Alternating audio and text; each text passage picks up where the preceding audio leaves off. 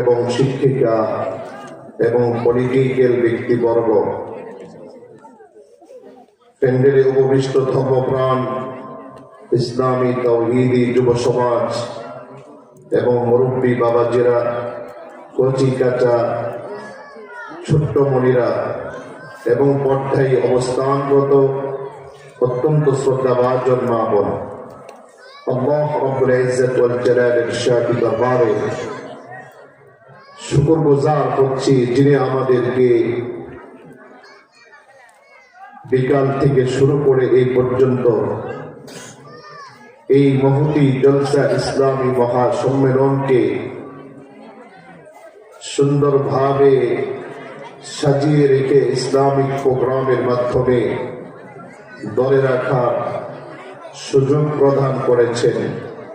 অত্র এলাকা হাজার হাজার মানুষ থেকে আপনার মতো আমার মতো নগণ্য গোলামদেরকে আল্লাহ পাকের নগণ্য এক বান্দা এবং বান্দী হিসেবে আজকের এই মাহফিলে এই ইসলামী মহাসম্মেলনে এসে যোগদান করার তৌফিক দান করেছেন। অসংখ্য নিয়ামতের মাঝে আপনাকে আমাকে বেষ্টন করে রেখেছেন, সুস্থতার সাথে জীবন যাপন করার তৌফিক দান করেছেন। সুতরাং সেই রব্বে কাবার শাহী দরবারে মনে প্রাণে একাগ্র চিত্তে শরীরের সমস্ত শক্তিকে একত্র করে রবকে খুশি করার জন্য সকলেই কালিমাতুশ শুকর পাঠ করে বলি আলহামদুলিল্লাহ। আরো জোরে বলি আলহামদুলিল্লাহ। রব্বানা লাকাল হামদ ইয়া রাব্বি লাকাল হামদু কামা ইয়ানবাগি লিজালালি ওয়াজহিকা ওয়া আযীমি সুলতানিকা। আজকে মাহফিলে আসার জন্য আমাদেরকে যিনি তৌফিক দিয়েছেন তিনি কে? কি ভাই, আল্লাহ যে তৌফিক দিয়েছেন এর মধ্যে কোনো সন্দেহ আছে? তাহলে অত্যন্ত মনোযোগের সাথে বলি, আমাদেরকে আজকে এই মাহফিলে যোগদান করার তৌফিক যিনি দিয়েছেন তিনি কে? আমরা যাকে খুশি করার জন্য এই কনকনে শীতের মধ্যে অত্যন্ত আগ্রহের সাথে বসে আছি তিনি কে? আসমানের মালিক যিনি তিনি কে? জমিনের মালিক যিনি তিনি কে? আমরা যার দেওয়া সূর্য এবং চাঁদের এই নিয়ামতকে উপভোগ করছি তিনি কে?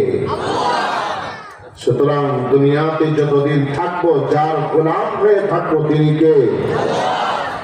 এই দেশের 56,000 বর্গ মাইল মসজিদ মাদ্রাসা দিয়ে সেজে আছে। এই দেশে 360 আউলিয়া শুয়ে আছে।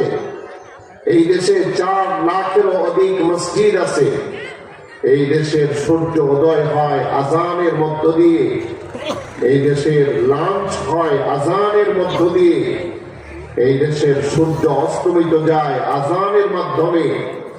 এই দেশের মানুষ পঙ্গপালের মতো ছুটে যায় 5 ওয়াক্ত নামাজে।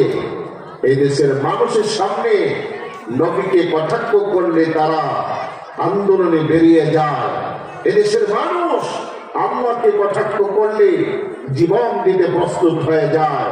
এদেশের মানুষ বলে এই দেশে ইঞ্চি ইঞ্চি মাটিতে আমরা ইসলাম চাই, আমরা আযান চাই, আমরা কোরআন চাই, আমরা দ্বীন চাই, নবীজির আদর্শ চাই। কথা ঠিক কিনা? সুতরাং স্পষ্ট কথা আমাদের শাহজালালের দেশে, শাহপুরানের দেশে, শাহ মাকতুমের দেশে, আযান ইকামতের দেশে, মসজিদ মাদ্রাসার দেশে, টুপিওয়ালা পাগড়িওয়ালা জুব্বাওয়ালাদের দেশে আল্লাহকে যদি কেউ গালি দেওয়ার সাহস করে, রাসূলকে গালি দেওয়ার সাহস করে, কোরআনকে পুড়িয়ে দেওয়ার সাহস করে, মসজিদকে উৎখাত করার দুঃসাহস করে, মাদ্রাসা